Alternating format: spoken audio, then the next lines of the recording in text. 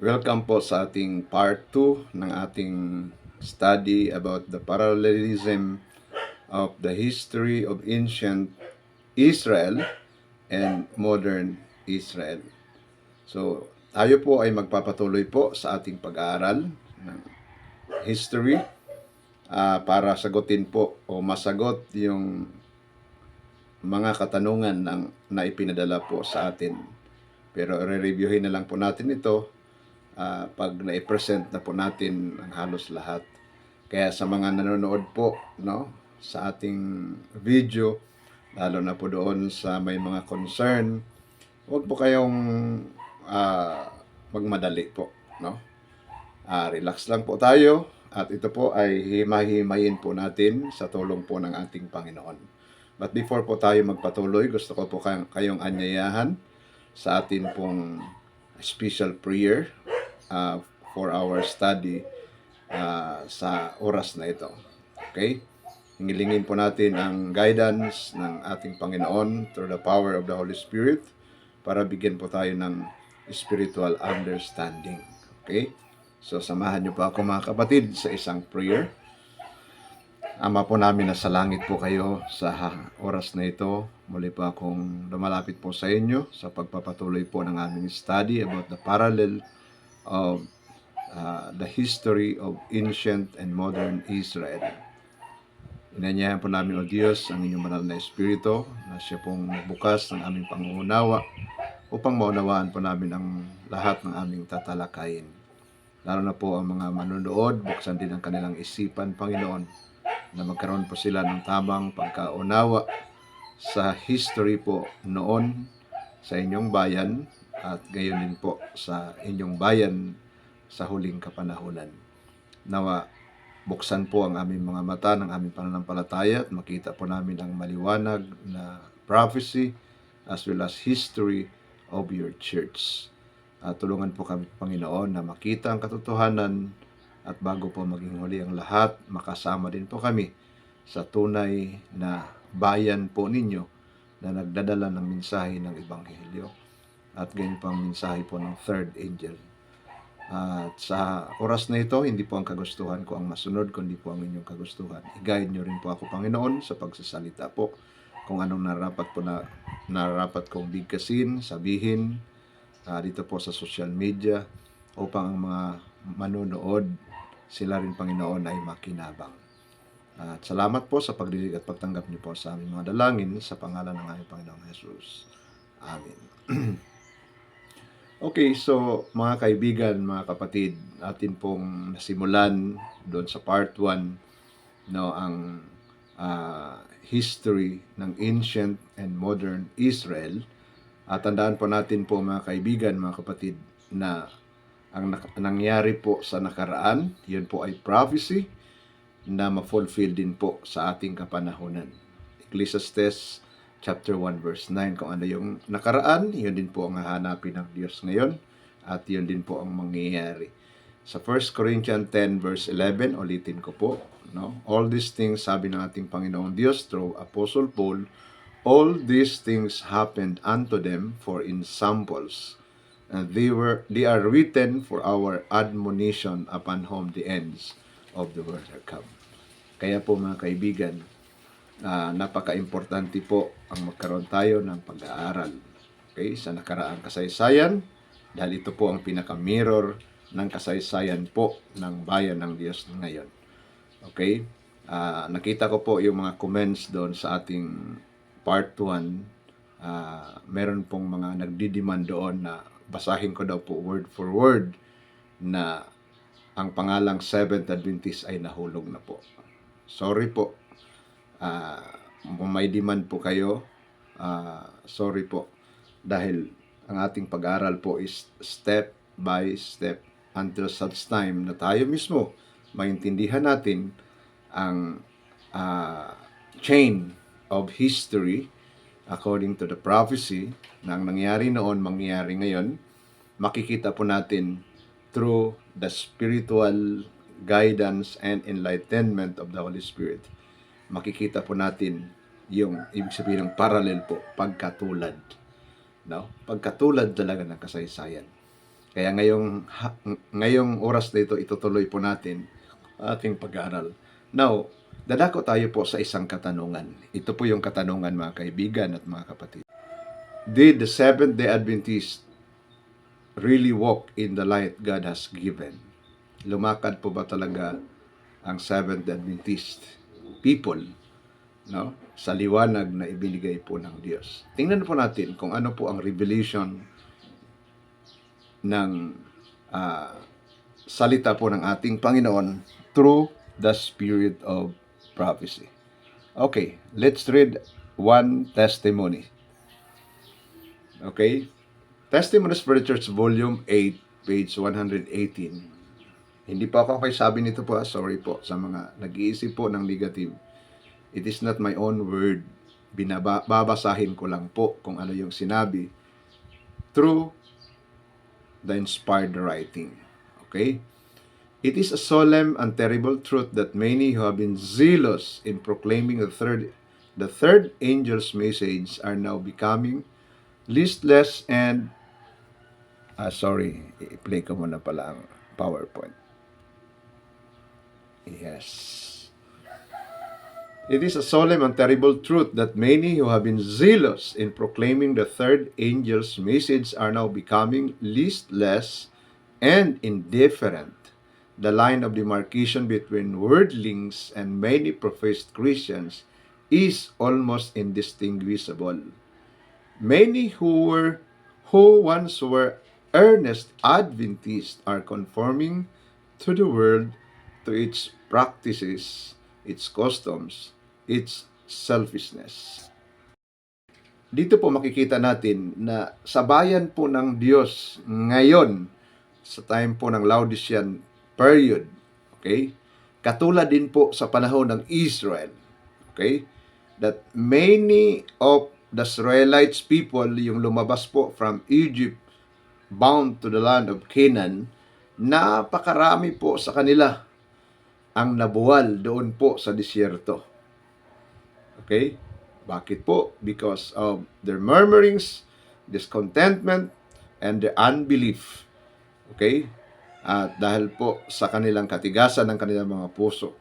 At sila po ay na-impluensyahan ng mixed multitudes na kasama po nila. So, in the same way, sa ating panahon po, from the year 1844, sabi po ng Spirit of Prophecy, many, it is a solemn and terrible truth, solemnly po at terribling katotohanan, na marami po, kagaya sa ancient Israel, marami na dating zealous in proclaiming the third angel's message are now becoming listless. Parang wala ng buhay, indifferent, wala ng pakialam. No? The line of demarcation between worldlings and many professed Christians is almost indistinguishable. Hindi na po makikita yung kaibahan ng mga professed Christians at ng mga worldlings. Wala ng difference. Yung worldly na. Ang dating mga earnest Adventists, ano na po daw sila ngayon? Are conforming to the world, to its practices, customs, and its selfishness. Yan po ang nakakalungkot na kasaysayan ng modernong Israel. Ibig sabihin, modernong Israel, yung bayan po ng Diyos ngayon. Gusto ko lang pong liwanagin po na ang bayan ng Diyos ngayon sa ating kapanahonan ay tinatawag pong modern Israel. Okay? Modern Israel po tayo. Bakit po? According to the promise sa New Covenant, after those days po, sa Hebrews chapter 8, verse 10 to 15, makikita po natin na yung promise ng Diyos po sa Israel after those days na nasira po yung covenant, yung first covenant na ginawa ng Diyos sa bayan po ng Israel, nasira po yon. Hindi po ang may kasiraan o ang mayroong problema ang ating Panginoon, but the people who made a covenant with God. Sila po yung nag-broke sa covenant nila sa Panginoon. So, after those days, nag-promise ang Panginoon for a new covenant with the house of Israel. And yung promise na yun po ay matutupad po sa, hindi na po sa literal na Israel, kundi po sa symbolic o tinatawag nating spiritual Israel. Ika nga, sabi ko nga, modern Israel. Okay? So, yan po mga kapatid ang napakaliwanag na statement from the spirit of prophecy. Pasensya po, hindi po yan galing po sa sarili ko. Now, itutuloy po natin pagbasa ang next na slide.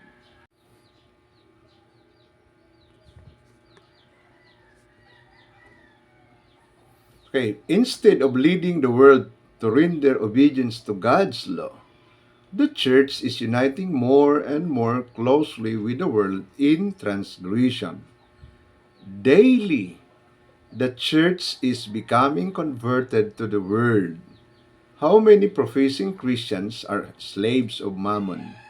Their indulgence of appetite, their extravagant expenditure of money for selfish gratification greatly dishonor God. Saan po yan mababasa? Sa volume 8 din po, page 119.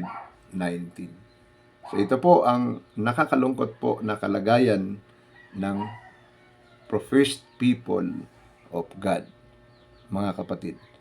Okay? So, diyan po maliwanag na imbis na ang sanlibutan ang i-convert patungo sa paglilingkod sa Diyos, ang baliktad po ang nangyari. Daily, the church is becoming to the world. Daily becoming converted to the world. Okay? So, baliktad po ang nangyayari. Okay. Now, sabi po dyan, like ancient Israel, the church has dishonored her God by departing from the light, neglecting her duties, and abusing her high and exalted privileges of being peculiar and holy in character. Her members have violated their covenant to live for God and Him only. They have joined with the selfish and word-loving pride, the love of pleasure, and sin have been cherished, and Christ has departed. Testimonies for the Church, Volume 2, 441. Ang gusto pong makita po ng ating mga kritiko, yung pangalan talaga po na Seventh-day Adventist Church. But hindi po natin mababasa po dyan. Pero wala pong ibang church na tinutukoy yan. Kung mayroon tayong spiritual eyesight, no? And mabuksan po yung ating mga mata ng pananampalataya, wala pong ibang tinutukoy po dyan na church, kundi yung church sa Laodicea. Okay? Ito po ay walang iba kundi ang ating iglesia. Ang iglesia po ng ating Panginoon. Bakit sinasabi ko po ang ating iglesia? Dahil at this time, buhay pa si Ellen White, ibig sabihin, wala pa pong separation. Hindi pa po nagkakaroon ng paghihiwalay. So, ibig sabihin, isa pa tayo dito sa iglesyang ito. So, ang tinutukoy po dito is the church has dishonored her God by departing from the light. Okay? So,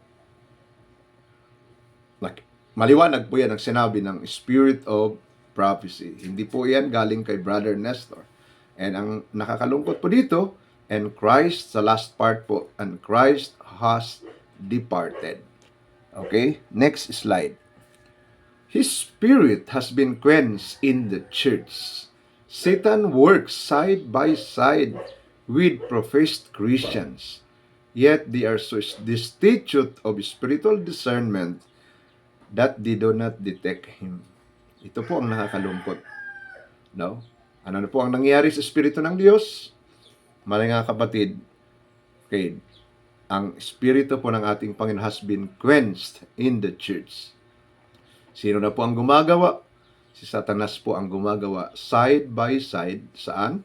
Kanino po? With professed Christians. Ito po, professed Christian, ito po yung iglesia po ng ating Panginoon in the Laodicean period. Okay? Yet they are so destitute of spiritual discernment. Ito po ang nakakalungkot. Kaya hindi po nila nadidetect ang gawain po ni Satanas side by side. At di rin nila nakikita na ang Espiritu ng Diyos has been quenched in the church. Wala na po. And Christ has departed. Hindi nila na yun nakikita. Bakit po? Yun. Mamaya, sa next po natin na part, makikita po natin na ang Church of God in the Laodicean period is spiritually blind. Bulag po, mga kapatid. Kaya nga, pinayuhan po ni Kristo sa Revelation 3:17, to buy of him eye salve, para may anoint po sa kanyang mata upang hindi po mahayag ang kanyang kahubaran. Kaya po mga kapatid, napaka-importante po natin ng more prayers and wisdom from above. Kailangan natin ng spiritual eye salve. Yung eye salve po na ipinapabili po ni Jesus sa Laodicean Church. Revelation 3:17. Ang sabi kasi ng church po sa Revelation 3:17, I am rich, increased with goods, and I have need of nothing. But Jesus, ang sabi po ni Jesus, but you do not know that thou art rich, poor, blind, miserable, and naked. Blind. Kaya paano niya maditik ang mga snares and wiles of Satan kung siya po ay blind? Kaya kailangan natin mga kapatid ng manalangin po. Huwag po yung sarili natin ang itaas natin, kundi let's humble ourselves before God and ask Him for wisdom. James 1:5, ang sabi po ni James, ang sino mang nagkukulang po ng karunungan, let him ask of God. At huwag siyang humingi na nag-aalinlangan, kasi ang Diyos masagana pong nagbibigay.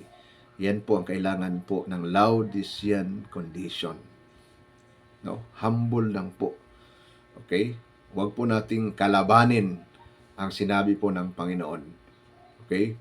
Mag-humble po tayo. Okay, another testimonies po na sinasabi po ng ating Panginoon kung ano po ang naging kalagayan po ng church ng ating Panginoon. Pero tandaan natin po kahit binasa natin ito, still there is hope for the church. Kahit ganun na po ang kalagayan po ng church na nakikiayon na sa sanlibutan, araw-araw nako-convert sa sanlibutan. But I can say po, hindi ko po sinasabi na wala na pong pag-asa ang church at this time. Meron pong malaking pag-asa para po sa church. Pero tandaan natin po, yung forbearance of God, tandaan natin, there is a limit for that. May limit po dyan sa forbearance ng ating Panginoon. Yung pagpapasensya ng Panginoon. Hindi po yan sabihin natin, walang hanggan yan. Dahil kung ang Israel nga po ay binigyan ng Diyos ng 70 weeks na palugit po sa kanila, 70 weeks or 490 years, no? To finish the transgression, Daniel 9:25, 24 pala. 70 weeks are determined upon thy people. Yan pong sinabi ni Daniel, ni Gabriel kay Daniel. Binigyan po ng palugit na panahon ang Israel during the time of Daniel.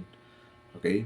Na binigyan po sila ng Diyos ng 70 weeks to finish the transgression, to put an end of sin, to make a reconciliation for iniquity, to seal up the visions and the prophecy, and to bring an everlasting righteousness, and to anoint the most holy one.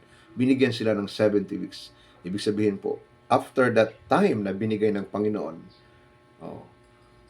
pag hindi talaga sila nagsisi, hindi sila nagbalik loob sa Panginoon, then there is no more problem, o wala na po, hindi na po masisisi ang Diyos kung ibibigay niya po yung judgment.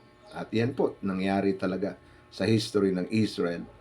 After nung namatay si Kristo, 3 years and a half, noong 34 AD, sinilyuhan ng mga Hudyo ang kanilang pag-reject sa Messiah by persecuting the disciples of Christ. James was killed by a sword, and si Stephen po nahuli at kinaladkad palabas ng Jerusalem at binato hanggang mamatay. Kaya mga disciples nagkalat po.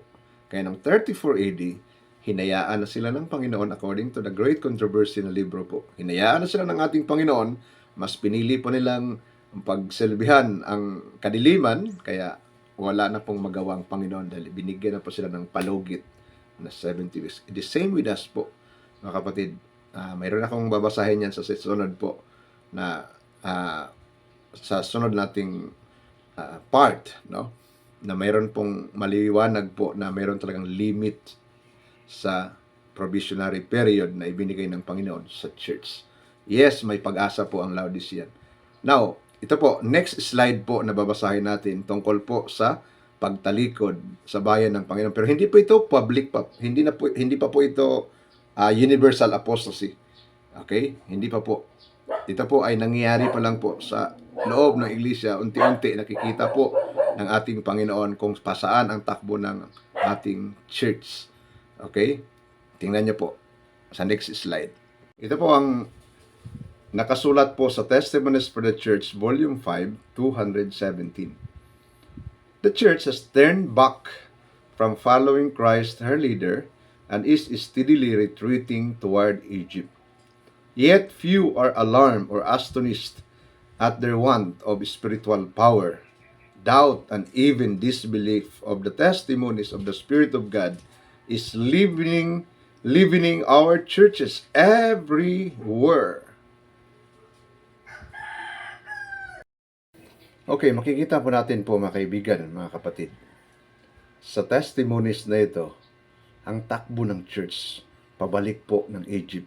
Hindi po papunta ng Canaan. Hindi po forward sa Canaan, kundi pabalik po ng Ehipto. Yet few are alarmed, and few are astonished at their want of spiritual power. Bakit po? Kaunti lang ang naaalarma. Bakit? No? Marami namang membro ng church. Bakit konti lang? Bakit po? Dahil majority of the people, they are blind. No? Blind. Sinabi mismo yan ni Kristo, ikaw ay bulag, kaya bumili ka sa akin. May pag-asa pa po ang mga blind. Ang church at this time, may pag-asa po na bumili po kay Kristo ng gamot, yung pangpuna sa mata, pang-anoint, para siya po ay makakita. At ang nakakalungkot po kasi doubt and even disbelief of the testimonies of the Spirit of God is leavening our churches everywhere. Ang dami ngayong hindi po naniniwala sa Spirit of Prophecy. Meron namang naniniwala, binabasa rin yung Spirit of Prophecy, pero binabago po by their own interpretation. Binabago. Ako, nakasaksi mismo ako sa comparative study na nangyari doon sa Tigaon. Binabago po kung ano yung nakasulat. Ang daming mga paligoy-ligoy, palusot po. Kagaya halimbawa, yung katotohanan sa araw ng Sabat, maliwanag naman na sinabi ng Panginoon na maghanda pang Biyernes. Oh. At wala nang pagluluto sa araw ng Sabat na gagawin. Wala nang gagawin na pagluluto sa araw ng Sabat. Pero ang dami pong mga rasones hindi po maubusan. Sinabi na nga ng mga kasama ko na may exemption po sa araw ng Sabat doon sa mga may sakit. Nakarinig lang sila na mayroon palang exemption. Oh, nandiyan na pala may exemption. Kaya nga po, sinasabi na po yan ng ating Panginoon, may exemption po, lalo na pag may sakit. Pero yung mga walang sakit po, wala pong justification po dyan. Hindi po yan may justify. Kahit anong justify natin sa pagluluto sa araw ng Sabat, pag hindi po kayo masakitin o wala kayong sakit, hindi po yan tatanggapin ng Panginoon ng ating self-justification. No? Para lang tayong si Adam and Eve, nung tinanong ng Diyos si Adam, Adan, kumain ka ba? Anong sabi niya? Hindi man siya sumagot na, opo, nakakain po ako. Hindi man niya nang sagot ni Adam. Anong sagot ni Adam? Panginoon, kasi yung babae na binigay mo sa akin. Tapos ngayon, pag si Eve na naman ang tatanungin ng bakit ka kumain, sino naman ang ituturo niya? Yung ahas. Ganun po mga kapatid. Ang tao hindi talaga maubusan ng rason. Mga kapatid, pero naka-excuse ba si Adam and Eve? No, wala pong excuses dyan. Basta kung ano ang sinabi ng Panginoon, sabi po ng Spirit of Prophecy, God meant what He says. Pag sinabi ng Diyos, tomorrow is the rest of the Sabbath, bake that you will bake, lutuin ang mga lulutuin nyo, bukas lutuin na ninyo ngayon. Yan po ang ibig sabihin ng Panginoon. Kaya pag Sabat, wala na pong pagluluto. Except po, may konsiderasyon sa mga may karamdaman. Merong biglang dumating sa bahay mo, halimbawa, gutom na talaga, mamahimatay na. Pag hindi makakain, o wala ka nang natirang pagkain sa araw ng Sabat kasi tapos na kayong kumain. Ang tanong, pwede ba yung lutuan natin? Yes, pwede po. For the sake of mercy. No? Dahil po sa mercy, pagliligtas po ng buhay. Kung hindi na talaga kaya ng tao na magtiis, ilang oras na lang, talagang mamamatay na siya. Pag hindi siya makakain, wala nga ibang makain. Pwede po. Ako, na-aksidente ako one time. Araw ng Sabat. Araw ng Sabat po, na-aksidente ako. Alam ko, bawal bumili pag Sabat. Pero hindi pa ako nakonsensya na bumili ng gamot. Ano yung binili kong gamot? Patatas at saka kalamansi. Araw ng Sabat, bumili kami. Dumaan kami sa palengke. Dahil yun po ang works of necessity. Bawal po ang bumili sa araw ng Sabat, pero pag just in case of emergency, pwede po. Pero nasaksihan ko po doon sa sharing po sa comparative study sa Tigaon. Sabi nga ng isang kabataan, ulitin ko po yung sinabi ko sa part 1. Sabi ng isang dalagita, Uncle, ayaw ko hindi wala na akong ganang makinig. Kasi yung binabasa nilang statement, napakaliwanag, pero pag nag-explain na sila, lumalabo tuloy. Ganun po. Hindi natin po yan maiwasan kasi yan talaga po ang Laodicean condition. Okay? Kaya po mga kapatid, pasensya na po kung nagkakaroon tayo ng ibig sabihin, mga salita na minsan makapasakit po sa mga nakikinig. Pero pasensya na po. Sorry po. Yan po ay just an example. Okay? Na kung ano ang sinabi ng Panginoon, huwag na tayong magrason po ng marami. Let us humble ourselves. Okay? So, sana tulungan tayo ng ating Panginoon at pagpalain po tayo sa ating pong patuloy na pag-aaral ng salita po ng Diyos. Pansamantala po, puputulin muna natin ang ating pag-aaral dito po sa part na to. Okay? Basta ang church po, ayon po sa nakasulat, is retreating toward Egypt. Kailan po yun sinabi ni Mr. White? 1882 po yan. Okay? I don't know kung nung 1882 nagsimula na pong pabalik sa Egypt. I don't know kung nakarating na po ba talaga ng Egypt. Pero tingnan natin po sa part 3, no? Kung nasaan na po ang church ng ating Panginoon. Tingnan natin at kung ano po ang mga remedy na binigay ng ating Panginoon sa kabila po ng pagtalikod po ng church. So, may pag-asa pa po ba ang church? Okay, wala pa akong sinabi na walang pag-asa po. Meron pong malaking pag-asa sa ating iglesia at the time na sila po ay tumalikod sa ating Panginoon. Although hindi pa po yan universal, pero nangyayari na po unti-unti ang pagtalikod. Pero tingnan natin, makikita natin sa susunod nating mga pag-aaral kung kailan talaga nangyari ang tinatawag po na national or universal apostasy of the Church of God in the Laodicean period. Lahat po ba ay na-apostasy? Ako, makikita natin yan sa susunod po na pag-aaral natin. Dahan-dahanin lang po natin para hindi tayo maimpatso po. Okay? So, step by step. Basta ito po ang kalagayan ng iglesia po ng ating Panginoon. So, lumakad ba sa liwanag ang church? Okay, so maliwanag na po sa mga binasa ko. Kayo na po ang bahalang humatol ayon po sa mga binasa po natin mga kapatid. So sa atin pong temporaring pagtatapos sa part na to, i-close po natin ito with special prayer. Pray po tayo. Ama po namin na sa langit po kayo, purihin po ang inyong pangalan. At sumayin niyo po ang kaluwalhatian ngayon at magpakailanman. Salamat din po Panginoon sa mga napag-aralan po namin na mga testimonies at mga prophecy at history ng inyo pong iglesia. Tulungan niyo po kami na magpakubaba sa aming sarili at tulungan niyo po kami na i-open ang aming mata ng aming pang-uunawa, ng aming pananampalataya o Diyos. At tulungan po kami na huwag masaktan at magpakumbaba po kami sa inyong harapan. Kung kailangan po namin magsisi, tulungan niyo po kami o Diyos na magsisi at magbalik loob po sa inyo. Pagpalain niyo rin po ang mga kaibigan po namin, lalo po ang mga naghahanap po ng katotohanan. Kayo, Panginoon, ang patuloy na magbendisyon po sa kanila. Pagpalain din po ang aming mga kritiko. Okay, Panginoon, pagpalain po sila, tulungan na sana bago po maging huli ang lahat, bigyan niyo po kami ng chance na magkaisa bago po dumating si Jesucristo. Salamat po sa pagdinig at pagtanggap niyo po sa aming mga dalangin. Pinasalamatan po namin ang lahat sa pangalan ng aming Panginoong Jesus. Amen.